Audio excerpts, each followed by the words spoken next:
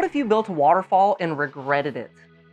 Whether it's the first time you're building one or the 100th time that you've built one, the last thing you want to do is rip it out and start over again because there were I wishes and there were regrets. So in this video, we're going to walk through the practical design aspects that we at Modern Design Aquascaping take into consideration so that there are no I wish it would haves and there are no regrets. And it's something that you're going to be happy with years to come. And by the end of this video, you're going to have real practical applications and things that you can think of to make sure that when you get done with your next waterfall project, there are no I wish it would have beens. Okay, so this is a really funny part to this, but the whole I wish I would have been. This homeowner actually wished they would have had a waterfall. When we came out for their diagnostic service call, we discovered it was a decommissioned water feature that would have had to be rebuilt to operate.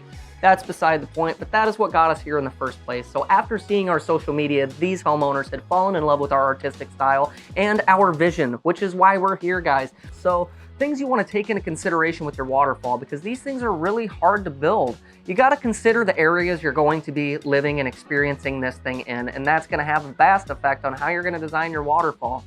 So in this case, this homeowner's waterfall is literally 2 stories down and about 75 feet away from the living area. So the big thing they wanted was loud. They really wanted some good water flow so they could get some good water sound with it being so far away. So test your living area, look at where you're going to be experiencing these things, and that can determine where the location of your waterfall is going to go. These homeowners, they actually wanted something that was going to be here 20 years from now that hadn't really moved. You want this thing to last with no maintenance pretty much as far as restacking rocks and stuff goes. And if that's the case, you need to bump up the size of the stones that you're going to be using to construct your Pondless waterfall. So staying on the topic of stones, benthic diversity, design aspect going into the bottom, really kind of going for whatever colors you want.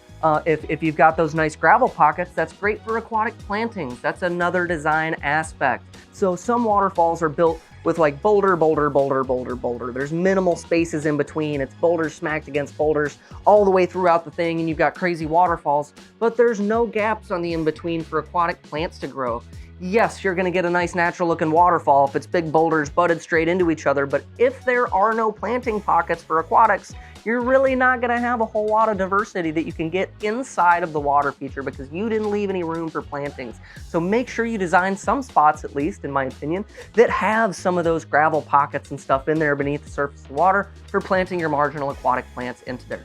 So hopefully you guys have a really good idea of some of the designs you could do in your water feature or in your Pondless waterfall. Maybe you're thinking of one right now, maybe you've already had one built and right now you're having one of those I wish I would've moments. Hopefully that is not the case and you've watched this video trying to build your water features. Thank you guys, Tristan Adams, Modern Design Aquascaping. I'm out.